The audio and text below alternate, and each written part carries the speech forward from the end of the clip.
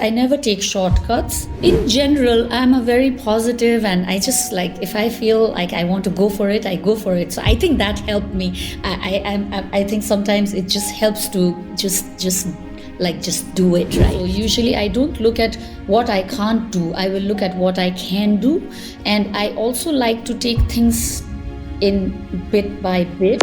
So I think because then that gives you the encouragement or the motivation and the power to go for the next step, not try to get intimidated by meeting people who know more than you or who seem to be in a higher, bigger place than you. You just need to show up and keep showing up. So that's what I did. If you have a positive mindset, everything will tie and start falling in place. Every time I thought this is it, then life throws you a curveball, and either you change and you are able to adjust to that situation, or if not, then that's when life takes you down, right? Please remember, it is not a phone to phone. It is not a computer to computer. It's not a laptop to laptop or anything like that. It is one person to another person. So as long as we remember that, I think chances for success is more. Hi everyone, I'm Ani Filipova, the host of Change is Possible podcast, where we talk about career changes. My guest today is Kajal Naina. She was born and raised in Nepal, and after that she lived in India, Japan, Singapore, and now in Hong Kong. She started her career as a dentist. She had a very successful practice in Nepal. But after that, after traveling to some of the countries, she decided to change this, and she became a jewelry designer. But not just a jewelry designer, she became an award-winning jewelry designer with shops in Hong Kong and soon in New York. So this is what I want to talk with her today and understand, how did she do it? How did she manage such a tremendous change? And while you're watching or listening, please subscribe or leave us a comment. See you in a second. Hi Kajal, I'm so happy to see you on the screen and welcome to my podcast. How are you today? I'm very good, thank you, Annie. It's my pleasure to be here today. Yes. Great. I'm looking forward to this discussion. And I really want to start with you telling us a little bit more about your childhood, your upbringing, and all these early experiences that created your view about the world and formed your dreams. Thank you for the first question. This is such a great question to start with, actually. I was actually born and brought up in Nepal. That was until my 10th high school, 10th grade. And I feel a lot of who I am is a summative, reflection of my experience in the world, starting from home. And then as I grow up, I imbibe a lot of things from my surroundings, different countries that I have lived in. Definitely number one is being born into the family that I have, because my family was quite forward in those days in Nepal, when the education was not as rampant for everyone. Even in those days, my family stressed on education, and they always make sure everyone gets good education. So I feel I was lucky to have that kind of a start in life. Number two, I feel that so talking about education, like I was born in a family where my dad, my uncles, I have a lot of, and aunts, we have a lot of doctors, engineers in the family, because back in those days, it's traditional to, if you say studies, it's a very kind of a classic path to take for your profession, right? But my mom, she was actually only studied till high school, and then she got married and she had me. So my mom was the one who did not have a higher education, so as to speak. But I think a mother plays a very, very important role in a child's life to bring up the person, right? And I feel that although my mom was the one who was not very educated in the conventional schooling sense. She put a lot of values in me, guided me well, and she actually really helped me to become a strong woman. I feel that I am a strong woman, so I feel it's my mother who actually really helps me to become who I am today. Like for example, I also remember a lot of times, like when I think about my mom, because bless her soul, she's not with us anymore, but when I was a small child, she would put me to sleep and she would tell me bedtime stories. And a lot of those stories were very inspiring stories. I still remember the first time I hear about Florence Nightingale or Madame Curie or Indira Gandhi, or even like it's probably you don't know, but Jhansi Ki Rani, that's like the Queen of Jhansi from India, like very strong, independent, powerful. Trend-setting woman. So she used to tell me those stories. So I think that deserves a mention to if I have to think about what makes me who I am. The society in Nepal when I grew up, it's actually a very homogeneous, harmonic society I grew up in. I went to a convent school, and so I was exposed to, Christianity. At home, we were a Hindu family, but we also had a very big exposure to Buddhism. And, there were so many different cultures that I was exposed to, but yet everything seemed quite harmonious, I think. Great. And so you mentioned that you have doctors and engineers in the families. How did you decide to become a dentist? When I was growing up, I was always very good in studies, number one. I think I was strong in my school, like in whatever I had to learn.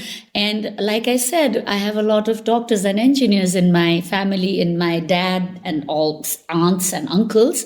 And my mother is the one who is actually not so educated. But when I was growing up, so I think I just got inspired looking at my aunts. I think so. I wanted to help people. I had that idea that if you are a doctor, you are going to help people, and you are going to make the sick not sick anymore. So that was how I always was thinking when I was a child. I was always very artistic. My mom always said when I was really small, I loved to sit and draw and paint. And I was always singing and dancing. When I came back from school, she would ask me, and I would always say what I learned, and also always show a dance or a song or a something picture. And I did not know, but as I grew up, as I got closer and closer to college, right? So I kind of started feeling very strongly that I wanted to be an artist. Okay. But yeah, and when I finished my high school, I had two strong interests. One was to become a doctor, but at the same time, equally passionately, I wanted to become an artist. But those days, artist in my head was I wanted to take up fine arts and do painting or something like that. I always remember using my pocket money to go to the bookstore and buy books about different artists, painters. I used to read about all the different European painters and things like that.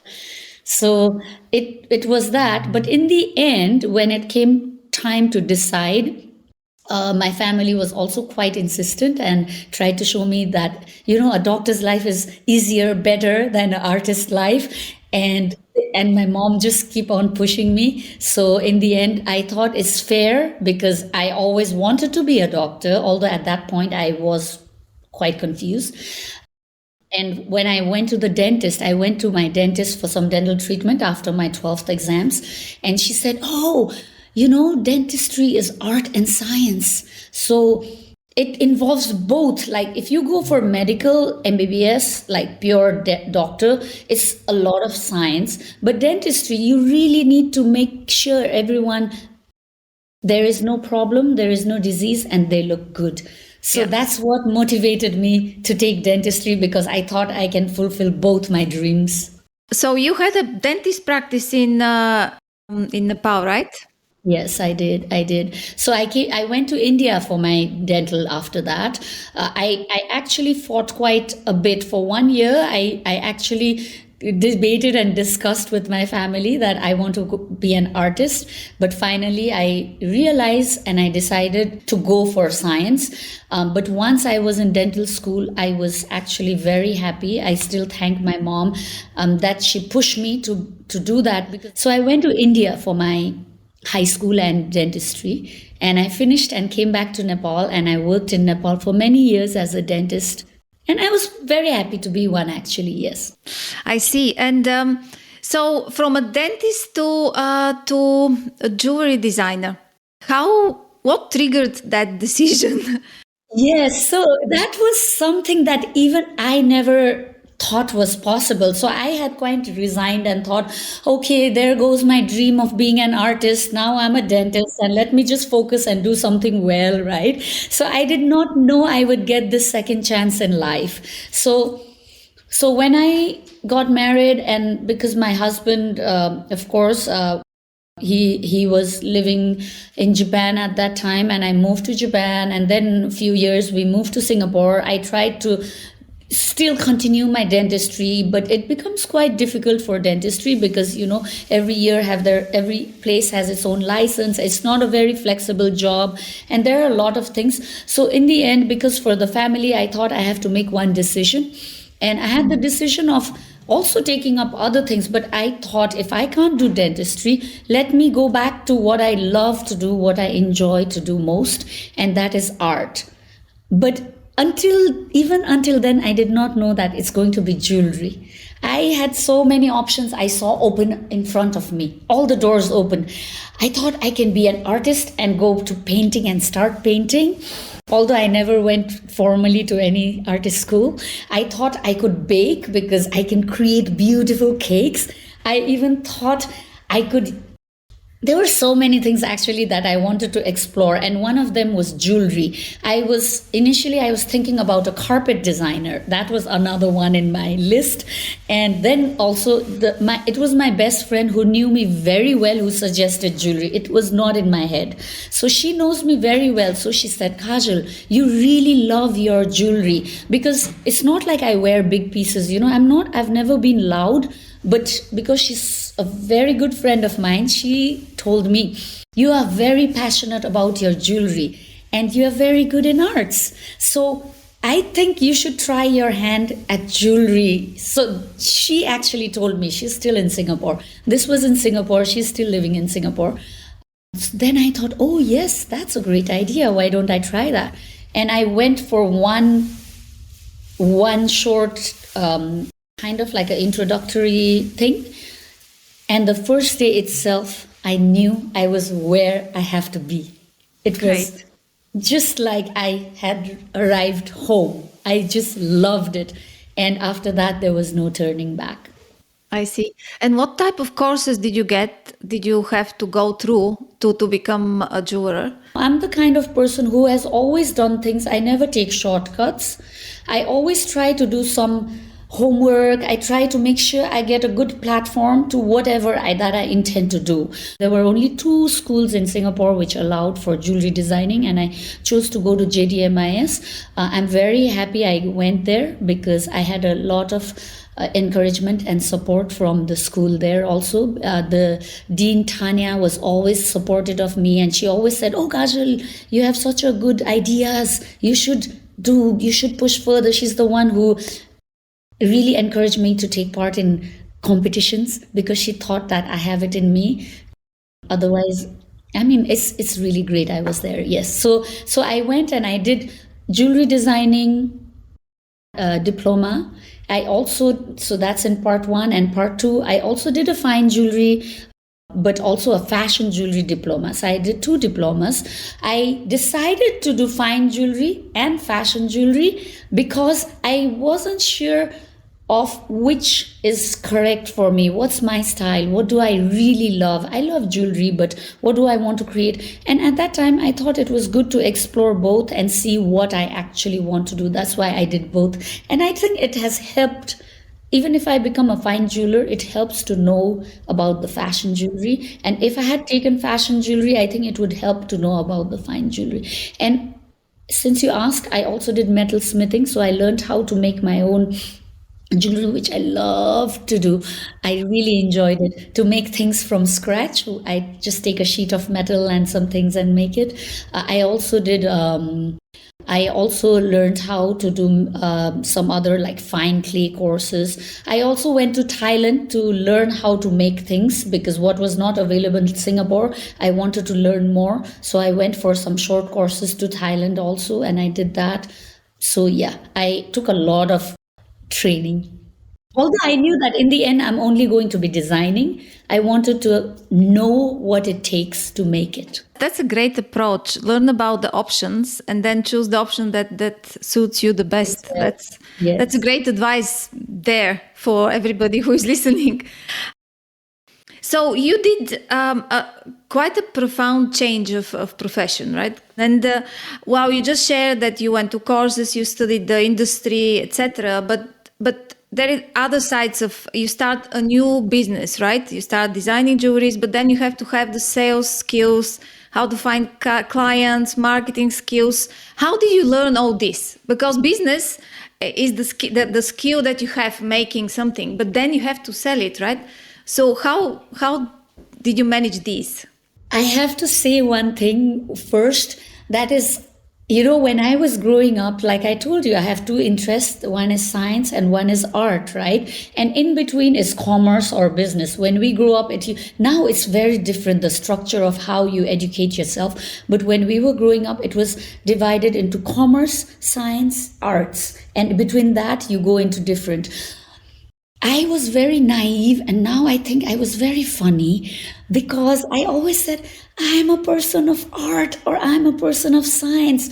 I hate numbers. I did. I hate numbers, and I don't want to be a business person, and I'm not born for business. I'm never going to go into business.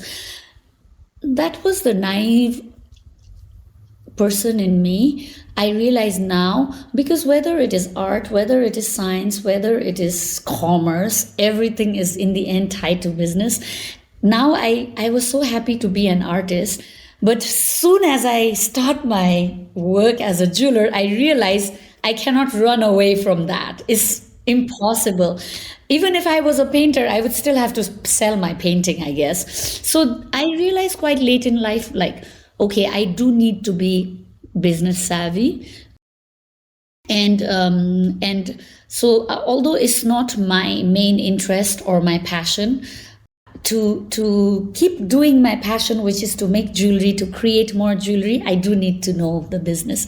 And I also know that it's my weakness because I have never formally trained anything in business because I went to high school and then college doing science. And my jewelry learning is to make jewelry. So I actually struggle quite a bit to understand the business of it, to be very frank. It did not come easy. I had to work very hard. And I started my business immediately. So I had to do side by side, learning how to do the business part. So actually, again, I went back, I think, now I realize at that time I just thought, okay, what do I need to do? And I did it. So I again took courses, and I did not have the time to go to a college to learn business, right? So I took online courses. Luckily for us nowadays, there is online courses. So I took few online courses here and there. I was up a lot of nights. Every day I was trying to design, try to find how to make my jewelry, how to set my business. And at night I was doing a lot of courses, which also connected me to a few different groups who are trying to do the same things so that you can support each other. For selling and all, yeah, I think a lot of it was self-taught. I tried to do a lot of research, try to look at free materials, which is available online. I read a lot. I did read a lot.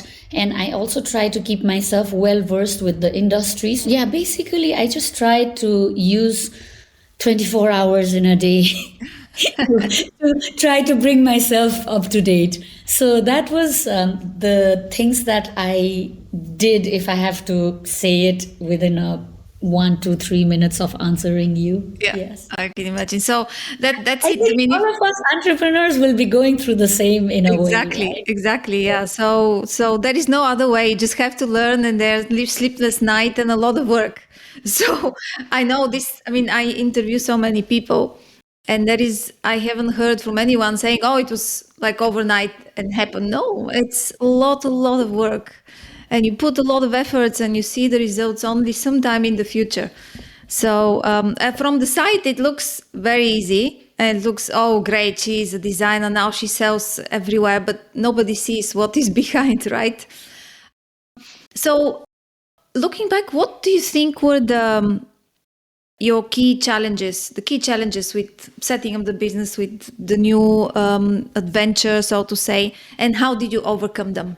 Finding connections itself within the industry, trying, of course, because you go to school, what do? You learn how to design, or you learn about the diamond, you will learn about the gold or stones, but you actually need to know now who to work with, where to source it, how to do. So the industry itself is the challenges are there all along the way. The other challenge is, like I already explained in the question before, I did not have a strong background in the business, so I do have a lot of questions in my head which I don't know the answer to. So I need to find out that part of it, like the business part of it. And yeah, so in general, I'm a very positive, and I just, like, if I feel like I want to go for it, I go for it. So I think that helped me. I think sometimes it just helps to just do it, right? So I had a very supportive family and a very supportive husband. Like I said, I had a mind which has a very positive mind. So usually I don't look at what I can't do. I will look at what I can do. And I also like to take things in bit by bit. Yes. So I think, like, because then that gives you the encouragement or the motivation and the power to go for the next step. So I did not think, oh, let me open up a big company and open up the one store and open up so many things. I know what is my limit and I know what I'm capable of. So I started very small. I just started step by step.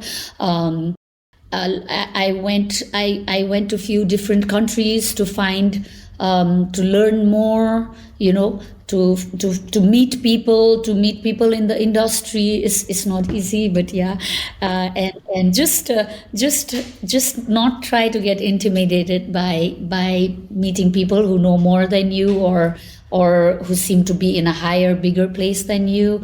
You just need to show up and keep showing up. So that's what I did. A lot of challenges, and still facing a lot of challenges, but we have come a long way from where we started, although we are still not where we. Yes. Yeah, well, but that's you have a system already, right?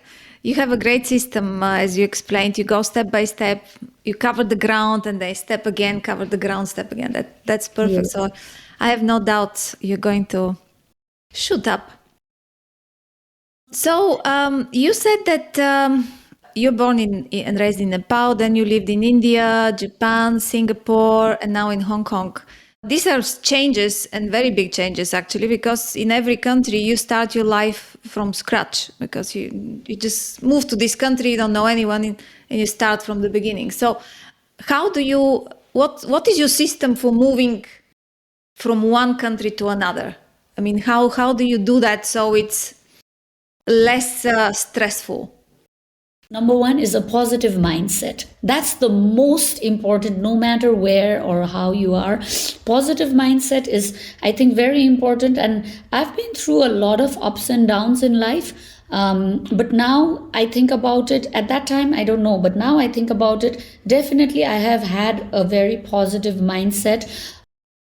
Fortunately, is kind of inbuilt in me. To a new place, you get to meet new people. Okay, you get to learn about new cultures, you get to learn about that country, you get to take so much from your surroundings, and it helps you to become a stronger person. You get more experience. and also it pushes you to go beyond your boundary, out of your boundary. And sometimes I feel like, oh, again from zero. And like literally when I came to Hong Kong, only one family I knew, one family, that was it. And if you think about it, oh, it's one family. But then I thought, okay, let's take it as a chance to make new friends, because my old friends will always be my friends, right? Yeah. For work, again, it's a little more difficult with work. That's why I took the time I took, I guess. Yeah. But definitely number one, anywhere, I think I would put everything will tie into it. You have a positive mindset, everything will tie and start falling in place. It doesn't mean it's easy, but it will fall in place. Great advice. So let's talk about, I mean, in every podcast, I ask the people that I interview, what are their 3 top key takeaways that they can share for everyone who wants to make a change in their career, no matter what change, industry or within the industry. What are your top 3 takeaways? I always believe that people should always have a plan B. It comes from experience also, because every time I thought this is it, then life throws you a curveball, and either you change and you are able to adjust to that situation, or if not, then that's when life takes you down, right? So I think you should always be prepared, like a scout motto, be prepared. Like, yeah, because we always want the best. Right now, I'm thinking, okay, I'm a jeweler and I'm going to do great, and I will give it my 100%, right? And I will make sure I give everything that I can do to make it successful. But at the same time, I don't want to tie it up to that success to my life, as in there is no other thing other than that. And what if it doesn't happen? Because of course, chances are not always that everything you think is going to happen. So when it doesn't happen, that is what will determine who you are, either as a human being, as a person, as a mother, as a friend, as an entrepreneur, anything. I feel is what, when you are thrown a curveball, how do you navigate that? So in my head, that is like always have a plan B, or at least be ready for a plan B. I think number one lesson from life that I have learned, which has helped me, whether I already have or sometimes immediately I think, okay, this is not working. You need to refocus and see what will work, and have the courage to step on to plan B. Because if I always thought I spent 10 years being a dentist and that's all I know, and I did think that that's all I know what to do, because I have not done anything else during that time, because I was so focused to be the best dentist that I can be, right? And I don't even know now whether I can be an artist or not, because that was back then when I was 16 to 18-year-old when I thought about it. Now I don't know. And there are so many other people, and there is so many, the age, I'm not a young graduate anymore, but plan B is good. Plan B is good. So that's number one. The second thing I would say is that always be ready to put in the hard work. As in, I really don't believe in shortcuts in life. Although I would say work smartly, right? You have to work smartly, but that does not mean shortcuts. You have to put in what it needs to, like they say, you sow what you reap what you sow.